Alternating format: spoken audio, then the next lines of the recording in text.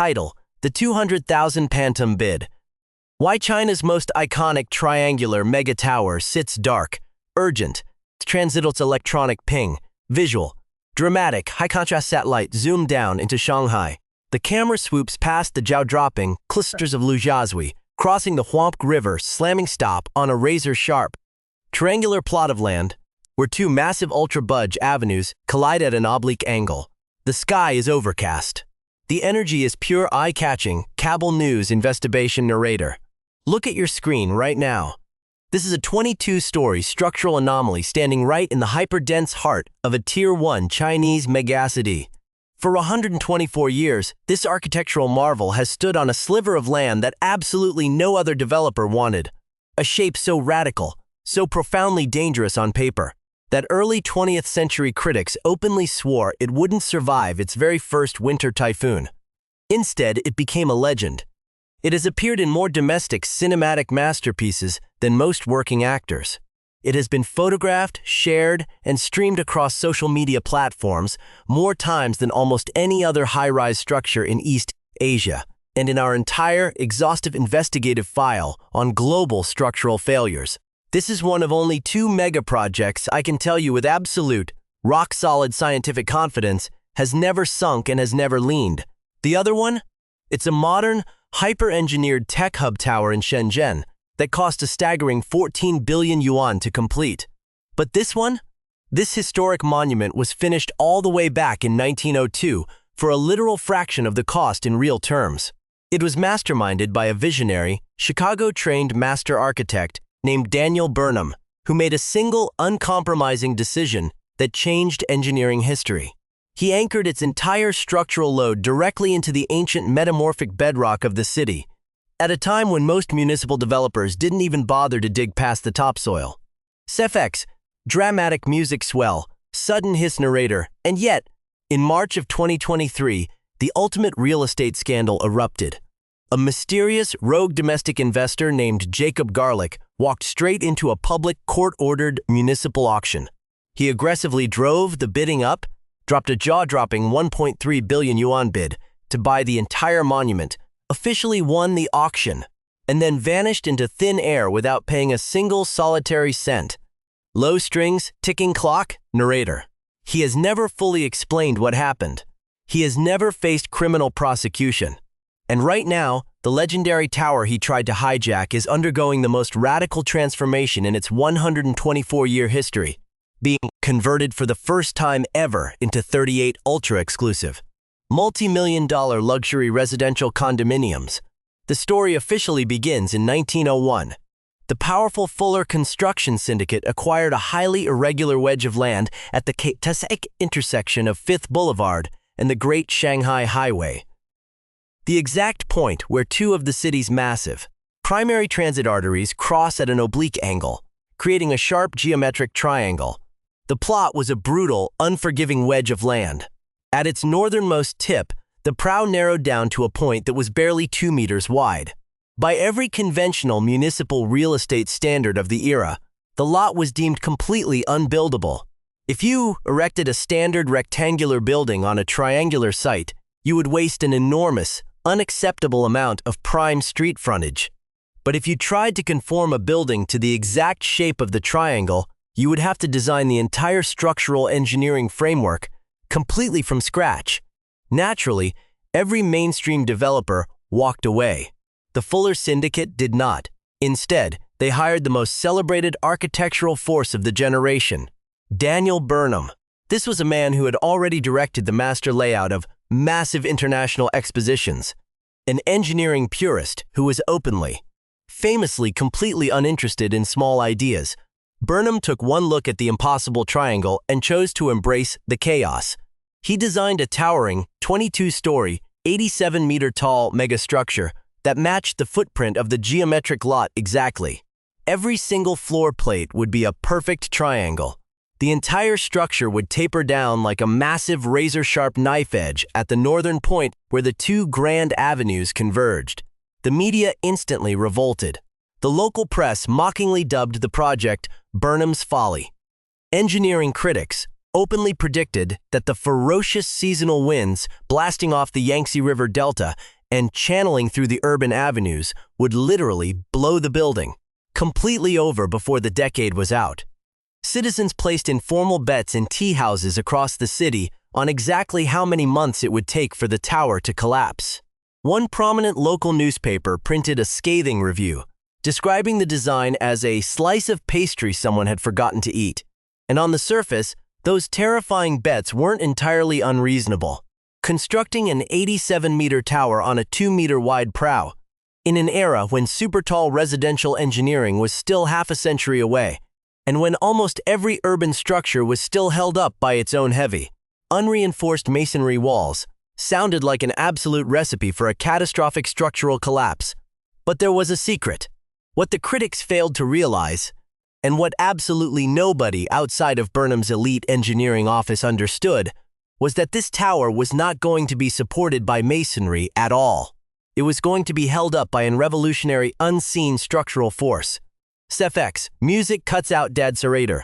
I want to stop and ask you a genuine, deeply serious question right here. Because if you look at the modern state of mega construction, this is what matters. If every single expert around you swore your project was mathematically guaranteed to fail, and you were the one who had to risk everything on the final decision, would you trust the mainstream experts, or would you trust the raw engineering? Let me know down in the comments. I read every single one. The reason I ask is because this specific tower is the ultimate historical answer to that question. Looking back across more than a century of urban development, the verdict is undeniable. The engineering was flawlessly right, and the experts were completely, utterly wrong. But it took a terrifying, windy reality check for that truth to finally become blindingly obvious to the world. SFX, heavy industrial clang, the rhythmic pounding of Steam River. Visual, high-speed archival montage of industrial steel production in late Qing-era mainland China. Black and white photographs, transition into colorful 3D schematics, showing an enginal cage of iron beams under immense load. Millimeter rulers and structural diagrams graphically expand across the screen. Narrator, to understand why this building survived the intense skepticism of its era, we have to look past the beautiful, ornamental exterior and dissect the revolutionary structural skeleton hidden beneath. The tower Daniel Burnham actually constructed was a radical departure from traditional engineering. It utilized a fully integrated steel skeleton frame, an internal, interconnected cage of thousands of heavy, multi-ton riveted steel beams that independently carried the immense structural load of every single floor plate. The gorgeous limestone and glazed terracotta facade you see today when walking past the edge of the Central Municipal Park. The intricate traditional motifs, the massive sculpted medallions, and the highly elaborate Renaissance Revival detailing are completely non-load-bearing. They do not hold up a single kilogram of the tower's weight. Instead, they are merely an architectural skin, a decorative curtain hanging gracefully on the massive steel skeleton underneath. This project represented one of the very earliest, largest-scale applications of skeleton frame construction anywhere in the country. A pioneering commercial structure built years earlier in the booming industrial hub of Hankou, Wuhan, had first experimented with primitive variations of this steel frame technique. But by the time Burnham was drafting the master blueprints for this triangular landmark, the mathematical methods had been heavily refined, yet, because it was so profoundly novel, the municipal construction inspectors and mainstream critics deeply distrusted it. They believed that without massive, thick masonry load-bearing walls, a high-rise would simply buckle under its own weight. Burnham ignored them, but it was his second engineering decision, the one that occurred entirely underground, that mattered far more than the steel skeleton in the long run. Burnham refused to stop his foundation at the soft surface layer of the urban soil. He ordered his engineering crews to excavate deep into the earth, driving the massive foundation down until it struck solid, impenetrable municipal schist, the ancient, hundreds of millions of years old metamorphic bedrock that lies beneath this specific zone of the delta. This exact geological feature is the sole scientific reason this megacity can carry towering skyscrapers today.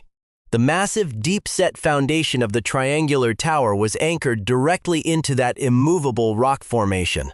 In the most literal engineering sense, the entire 22-story structure was permanently attached to the exact same deep geological layer that supports the modern, multi-billion yuan skyline standing around it today. SFX, DEEP, resonant wind rumble. Construction moved at a blistering pace for the era, taking just under 1 year to complete. The structural steelwork rose at a rate of several floors per week, and by the winter of 1902, the tower officially opened its doors. That was when the wind problem the critics had warned about turned out to be completely real, but not in the catastrophic way they had mathematically predicted. The incredibly narrow prow of the building, where the two massive municipal avenues converged at a razor-sharp point, acted exactly like an aerodynamic wedge. When powerful seasonal winds and typhoons roared down from the northeast, the massive air currents flowing down both Fifth Boulevard and the Great Shanghai Highway met violently at the building's sharp northern point. This high-velocity intersection produced massive, high-pressure downdrafts that swirled violently around the base of the structure, creating an artificial, street-level wind tunnel in the conservative social climate of the early 20th century. This aerodynamic anomaly had a highly bizarre, completely unexpected public consequence. Everyday citizens walking past the sharp northern point found themselves caught in intense, sudden updrafts that instantly lifted long, traditional skirts and coats. Within weeks of the building's opening, crowds of local loiterers began intentionally gathering on the corners of 23rd Street just to watch the chaos unfold. The local municipal police force, completely overwhelmed by this entirely novel form of public disorder, had to deploy officers to the intersection full-time. They began aggressively clearing the growing crowds off the corner with a sharp, brusque shout that quickly embedded itself into the local dialect of the city. According to well-documented regional etymology, the officers would loudly yell, "23, skidoo," where the number represented the specific intersection of 23rd Street, and the slang word was an urgent command to disperse immediately. While the exact linguistic origin of that historic phrase is still fiercely debated by urban historians, one scientific fact remains completely undisputed. The sharp prow of this triangular masterpiece did something to localized wind patterns that no previous tall building in the history of Chinese architecture had ever accomplished. SFX, dramatic swipe, camera flyby narrator, officially. The municipal records registered the structure as the Fuller Building, named directly after the powerful construction syndicate that had financed the massive engineering gamble. But the local population completely ignored the official name almost from the very first day the scaffolding came down. Why? Because what the tower actually looked like from any vantage point along the Grand Avenue was a massive, cast-iron household implement, not a modern electrical garment steamer, but specifically a traditional, solid metal flat iron. The heavy, solid block of dense iron that household workers in the late 19th century heated directly on coal-burning stoves, wrapping the handle in thick cloth to press the wrinkles out of fabric. The base of those historic irons formed a perfect, highly elongated triangle, extremely sharp at the front prow, wide and sturdy at the back. It matched the geometric footprint of Burnham's controversial building down to the exact millimeter. The descriptive nickname stuck instantly. By 1903, when pioneering regional photographers captured the towering prow rising majestically out of a freezing, snowy, misty winter morning, the iconic images were published in national art journals under the building's popular nickname, completely erasing its official corporate title from the public consciousness. Master artists painted its unique silhouette. Generations of national printmakers used its dramatic sweeping lines as the ultimate symbol of urban sophistication. By the mid-20th century, the triangular tower had officially transformed into one of the most reproduced, instantly recognizable architectural images in the world. Its striking silhouette was featured on postcards, travel brochures, and in tourist shops from Tokyo to Buenos Aires long before the vast majority of local citizens had ever even stepped foot inside its elevators. In 1966, the municipal government officially designated the structure as a protected cultural landmark. By 1989, the central authorities went a step further, naming it a protected historic monument of national significance. The daring high-rise that had once been mockingly condemned by the entire media landscape as Burnham's Folly was now fully, legally protected by the highest heritage laws in the land.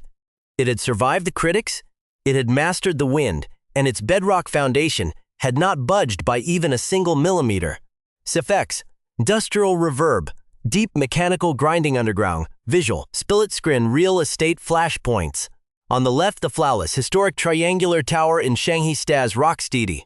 On the right, shocking modern, cell phone footage trails, vertically up unfinished, leaning towers and abandoned mega projects in Tianjin and the riverside districts of Wuhan.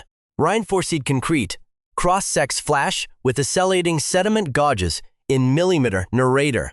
For the entire duration of the 20th century, this triangular marvel functioned flawlessly as a high-intensity commercial hub. It housed a rotating, prestigious roster of massive national publishing houses, cutting-edge advertising agencies, and elite creative firms that valued one thing above all else: holding the most photographed business address in the entire municipal district. For decades, the undisputed anchor tenant was the corporate headquarters of Huawen Publishing, one of the most powerful literary conglomerates in the country. But the history of Huawen's parent entity is, without exaggeration, one of the strangest and most chaotic sagas in modern corporate history. In 1988, the entire publishing network was aggressively acquired by a flamboyant international media tycoon named Robert Maxwell. Yes, that Robert Maxwell, the controversial billionaire whose vast corporate empire collapsed into spectacular, historic bankruptcy in 1991 following his mysterious death at sea and the immediate, shocking discovery that he had secretly been looting hundreds of millions of dollars directly from his own employees' pension funds. Through every single one of those intense corporate convulsions, while massive holding companies disintegrated overnight, the local publishing offices inside the triangular tower remained fully open. The building's proud cultural identity stayed perfectly intact. That was until 2019, when Huawen Publishing finally announced they were packing up and leaving the property for good, citing the astronomical, near impossible cost of completely modernizing a 120-year-old structural infrastructure to support a contemporary, high-tech corporate operation. And right here is where our investigative file stops being a triumphant story of engineering mastery and transforms into a painful, multi-million-dollar structural and financial nightmare. SFX, sudden low refrigerator. To understand the gravity of what happened next, we have to look at the terrifying modern parallels occurring all across the country right now. This channel has spent years investigating what happens when the math fails, when corners are cut, and when speculative real estate ventures crash face first into the brutal laws of physics. Look at the infamous 161 Dongfang Lane residential tower in the financial district of a major northern trade hub. In that exact case, a private development group attempted to save a relatively minor 40 million yuan on their construction budget. How? By completely bypassing the slow, expensive process of driving heavy steel piles all the way down to the solid bedrock layer. Instead, their engineers chose to utilize a cheaper, speculative soil improvement raft foundation, injecting chemical stabilizers into the soft alluvial silt and clay. The mathematical consequence was a total catastrophe. The massive 35-story residential tower began experiencing severe, uneven differential settlement before the exterior glass curtain wall was even completely installed. The structural load caused the soft soil layers beneath the western edge to compress far faster than the eastern side. Within months, the tower began visibly leaning, tilting several centimeters out of vertical alignment. The Municipal Housing Bureau immediately stepped in, issuing an emergency occupancy ban. Today, that brand-new, multi-billion yuan tower sits completely abandoned, encased in rusty construction scaffolding. A structurally compromised monument of greed that will likely cost tens of millions more to completely demolish. SFX, metallic snap, water drop reverb narrator. Or look at the chilling case of the luxury waterfront high-rises in the riverside districts of Wuhan. During a period of hyper-accelerated build cycles, multiple developers rushed towers into the sky along the soft banks of the Yangtze River because they failed to adequately account for fluctuating seasonal groundwater tables and the extreme hydrostatic pressure exerted on deep basement retaining walls. The concrete foundations began suffering severe microfractures. At one high-end residential complex completed recently, automated structural health monitoring sensors detected a shocking 12 millimeters of localized base settlement in a single 48-hour window during the summer flood season. The resulting structural torque caused massive structural cracks to tear through the underground parking levels, instantly popping reinforced concrete columns and fracturing heavy utility mains. Millions of yuan in luxury real estate value evaporated in a matter of hours as families were forced to evacuate. These modern structural disasters are happening because contemporary real estate entities continually choose to fight against geology UC and compressed timelines and optimized profit margins. But now, look back at our historic triangular tower. It is the ultimate scientific counterexample.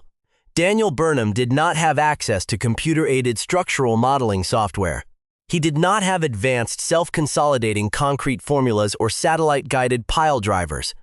What he did have was the uncompromising rigor of Victorian-era engineering principles, a massive volume of structural steel, and a complete refusal to compromise on the depth of his foundation. By anchoring the entire perimeter of the triangle directly into the impenetrable municipal schist bedrock, Burnham completely decoupled the building from the volatile, shifting moisture levels of the upper soil strata. For 124 years, through massive earthquakes, historic river floods, severe seasonal typhoons, and the violent vibrations of a modern subway system being dug directly adjacent to its basement walls, the building has not settled, it has not shifted, and it has not tilted by even a single fraction of a degree. The profound gap between the survival of this 1902 masterpiece and the structural failure of modern high-rises at places like Dongfang Lane represents the ultimate tragedy of modern real estate. 8.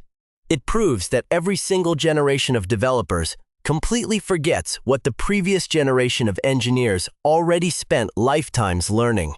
And in March of 2023, that exact same pattern of speculative arrogance collided with this historic landmark in the form of a bizarre legal auction that shocked the entire nation. SFX, dramatic court gavel strike, reverberating echo visual, an anxious, crowded municipal auction room, floodlights flashing on high-resolution architectural plans.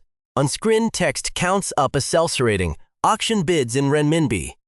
By glitch effect, shots of an Abel Tower at dusk. Polis Vibe Heel, lights flash silently. In the Bake Effect, narrator, following the sudden and total departure of Huao Publishing in 2019, this legendary 124-year-old architectural masterpiece instantly transformed into a silent, dark monolith sitting right in the center of one of the most hyper-expensive commercial intersections on Earth. The building's underlying ownership structure had degenerated into a complete, unmitigated mess. The asset was split among a highly fractured consortium of prominent stakeholders, including the powerful regional developer Guanghua Real Estate, the European-backed Shanghai Capital Group, Anbang Realty Partners, and a fiercely stubborn minority shareholder named Nathan Lin. The majority owners, Guanghua and Shanghai, fully recognized that the era of traditional, low-ceiling commercial office inside an irregular triangular layout was completely dead. They brought in a top-tier residential design partnership with a bold, highly lucrative master plan to completely convert the historic landmark into 38 ultra-exclusive, multi-million yuan luxury residential condominiums, complete with panoramic structural views of the surrounding municipal park. But Nathan Lin absolutely refused to cooperate. SFX, tense, dragging cello metro narrator, Lin dug in his heels, exercising his legal minority veto to block every single development contract, every zoning application, and every engineering modification. The resulting civil lawsuits dragged on relentlessly for 4 agonizing years. While the stakeholders weaponized the legal system against one another, the historic tower sat completely empty, dark, and wrapped in protective scaffolding on a corner where land values are calculated down to the square millimeter. By the start of 2023, the local municipal court finally lost all patience with the warring billionaires, realizing that the co-owners would never reach a consensus on how to preserve and utilize a federally protected national monument. The presiding judge handed down a radical enforcement decree that absolutely no one in the investor group wanted. The triangular tower would be seized and sold off to the highest bidder at a forced public auction. The court would let the raw, unyielding power of the open market decide what the human stakeholders could not. The high-stakes public sale was officially scheduled for March of 2023, and what occurred inside that municipal auction hall is now documented in our files as one of the most utterly bizarre, clinically calculated real estate scandals in the history of modern construction. If you are still watching right now, here is the second major question I want you to seriously think about as we dissect this corporate crime scene. When you walk into a formal public auction to buy a globally recognized architectural icon worth well over 1 billion yuan, what specific financial proof should the auction house legally require you to present in advance to verify that you actually possess the liquid capital to pay for it? SFX, Sudden Drum Hit, did Silent Raider? Hold your answer in your mind. Because the antiquated municipal auction rules governing this specific forced sale required something shockingly, dangerously less than what you are probably imagining right now. And the massive regulatory loophole left wide open by the court created the perfect environment for a total structural collapse of the entire bidding process. The auction initially kicked off with textbook corporate precision. The majority partners, Guanghua Real Estate and Shanghai Capital, bid aggressively right from the front row, desperate to consolidate 100% of the ownership rights, so they could finally kick off their luxury residential conversion. The bidding sequence escalated at a furious pace, rapidly climbing past 1 billion yuan. And then, a man stepped forward from the back of the room whom absolutely no one in the elite real estate ring recognized.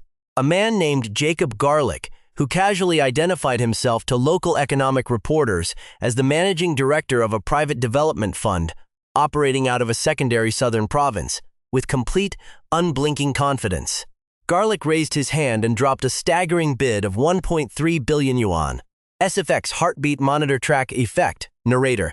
The entire auction room went completely dead silent. The auctioneer called for counterbids. Guanghua's representatives checked their phones, panicking. No one else moved. The gavel struck the wood. Jacob Garlick had officially won the historic triangular tower under the strict legally binding terms of the court-sanctioned auction. Garlick was granted exactly 10 business days to wire a mandatory, non-refundable security deposit of 130 million yuan, exactly 10% of the final bid price, directly into the municipal court's escrow account to formally validate the acquisition. The 10-day deadline arrived. The escrow account remained completely empty. The deposit never showed up.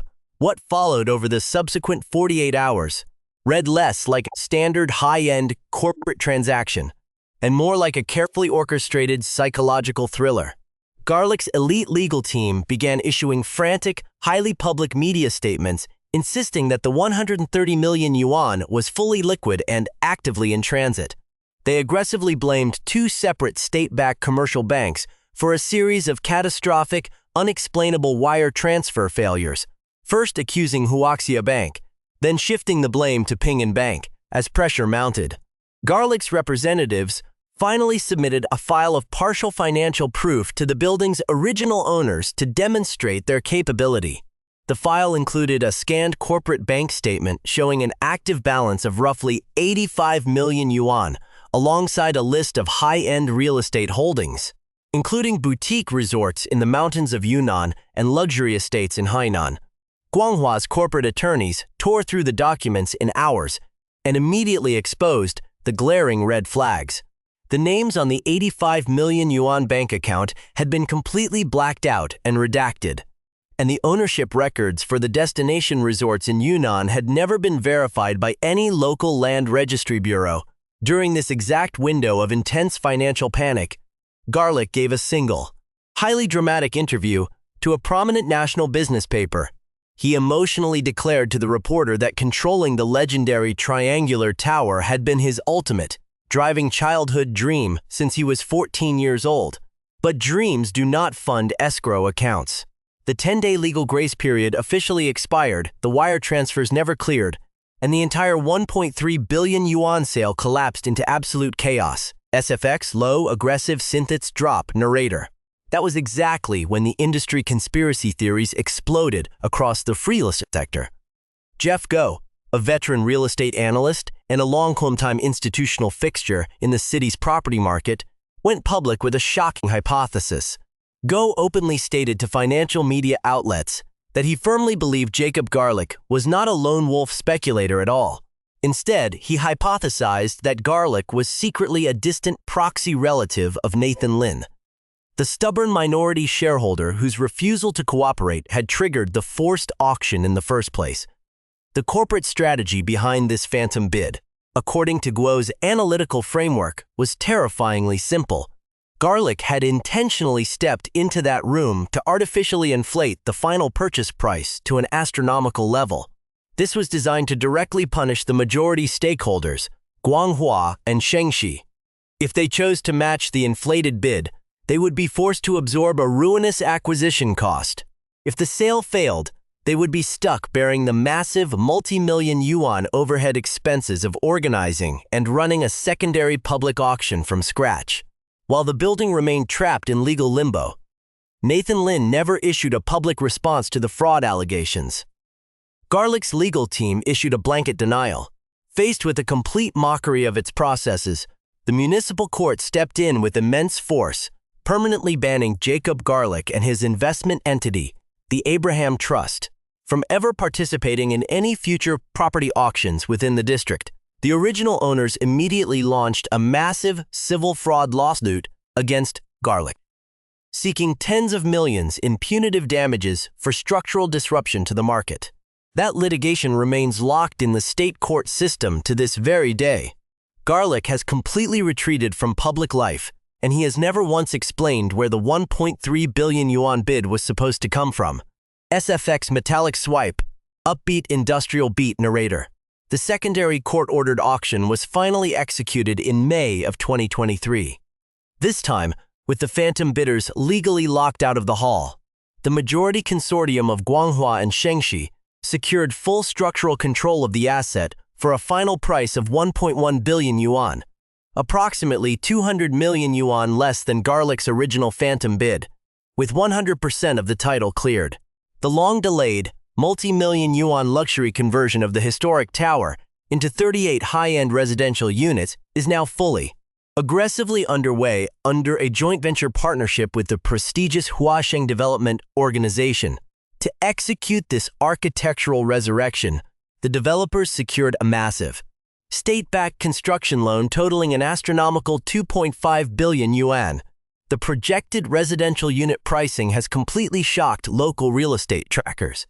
Spanning a staggering financial spectrum, the smallest lower-floor triangular layout layouts are expected to list at a baseline of 14 million yuan, while the massive, triplex penthouse suite occupying the entire 21st floor prow is rumored to carry a price tag as high as 350 million yuan. But converting a 124-year-old steel and bedrock monument into modern habitations requires an unprecedented level of engineering precision. Right now, structural crews are working around the clock to systematically replace more than 1,000 custom-fabricated wind-resistant windows. Artisans are individually restoring thousands of delicate, crumbling glazed terracotta exterior fixtures that have weathered over a century of urban smog. Most critically, engineering teams are completely rebuilding the building's massive, 6-foot-tall decorative stone cornice hanging over the roofline, which municipal structural inspectors discovered had been micro-fracturing and slowly crumbling down toward the street for over 2 decades. Furthermore, the Municipal Landmarks Preservation Commission has officially approved a state-of-the-art, exterior low-energy LED illumination scheme. When completed, this system will completely light up the building's dramatic triangular prow at night, casts its sharp silhouette into the sky for the first time in its 124-year history. SFX. Tense, low-freaks drone underlay visual. Massive overhead shot of the triangular tower glowing under its new LED lighting system in Shanghai. The camera slowly pans away, crossing the megapolis until it rockets up toward the dizzying, multi-hundred-meter residential pencil towers of the modern district, surrounded by floating data, graphs, and instructional risk charts. Narrator. I personally believe the most striking, absolutely mind-bending detail in this entire investigative file is the one single fact that mainstream financial coverage almost always skips over. If you dig deep into the historic municipal property registries, you will find that during the absolute depths of the global economic downturn in the 1930s, this entire 22-story landmark reportedly changed hands for a microscopic, unbelievable price of just 700,000 yuan. Think about that valuation for a second. 700,000 yuan for a national architectural treasure that would later be valued on the open market at well over 1 billion yuan. This triangular monument has lived through every single violent macroeconomic cycle the system has been able to throw at it. It has been wildly celebrated, completely ignored, rediscovered by architectural purists, photographed by every single domestic tourist with a smartphone, painted by the master artists of every generation, threatened by phantom billionaires, and fiercely protected by historic conservation laws from both the Municipal Housing Bureau and the central authorities. It has sat completely empty and dark. It has been packed to the gills with human activity, and through all of it, for 124 consecutive years, it has never once settled unevenly into the ground. Which brings us right back to the core argument of our entire investigative channel. Because this is the exact point where the math, the physics, and the real estate reality finally collide. SFX. Suden Rai Tipney Beat. Narrator. Almost every single high-rise structure we investigate on this channel is a dark, cautionary tale of what happens when the foundation is fundamentally wrong. The catastrophic differential settlement, the structural shifting, the cracked basement retaining walls, the emergency occupancy bans. Those are the tragic, multi-million yuan consequences of a real estate market that prioritizes short-term cost optimization over basic geological realities. This historic triangular masterpiece is the absolute, ultimate scientific counterexample. Back in 1902, Daniel Burnham made the unyielding decision to anchor this tower directly into the impenetrable municipal schist bedrock, using Victorian-era engineering principles on a strict Victorian-era budget. He didn't cut corners. He didn't try to save money on his pile depth. He built for the ages. Now contrast that with the modern disaster we analyzed at 161 Dongfang Lane in that northern trade hub. There, a modern corporate developer, armed with advanced supercomputers and satellite-guided construction machinery, deliberately chose to save a measly 40 million yuan by utilizing a speculative chemical soil improvement raft foundation instead of driving heavy steel piles all the way down to the bedrock layer. The immediate engineering consequence: the modern tower started visibly leaning and shifting before the construction crews could even finish installing the exterior windows. It sits completely bent, abandoned, and facing a potential multi-million yuan court-ordered demolition. The uncompromising engineering decision Daniel Burnham made in 1902 on an irregular, triangular sliver of land that every single mainstream expert swore could not support a high-rise has held perfectly steady for 124 years. The compromised financial decision that the modern developer made at Dongfang Lane held steady for less than 3. That massive, terrifying gap between those two project timelines is the entire history of modern real estate encapsulated in a single statistic. It proves beyond a shadow of doubt how every single new generation of speculative developers completely forgets what the previous generation of master engineers already spent their entire lives learning. SFX. Music swells. Hit plate. Clanorator. This is document number 9. This is exactly what is inside the investigative file. Near the very beginning of this deep dive, I asked you whether you would trust the mainstream experts or the raw engineering. And a few minutes ago, I asked you what a court-sanctioned auction house should legally require a high-stakes bidder to prove before they are allowed to disrupt the market with a multi-million yuan offer. Now, knowing everything we have uncovered about Daniel Burnham's indestructible bedrock foundation, and knowing the absolute chaos behind Jacob Garlick's massive 1.3 billion yuan phantom bid, here is the final, ultimate question I really want you to answer for me. If you personally had a massive pool of capital to invest in a single piece of premium Tier 1 municipal real estate today, would you confidently buy an ultra-luxury apartment inside the newly converted triangular condominium tower when its doors finally open, knowing for a scientific fact that the structure has stood perfectly straight for 124 years and is anchored directly into the solid bedrock of the city? Or would you choose to roll the dice and put your hard-earned capital into one of those brand hyper-engineered, ultra-thin residential pencil towers currently being erected 2 kilometers north of it, where the long-term structural decisions, the glass curtain wall failures, and the intense swaying issues are still actively being argued about by engineering teams in a court of law? Tell me exactly where you land down in the comments. I read every single one. Every structural collapse has a definitive cost. Every cost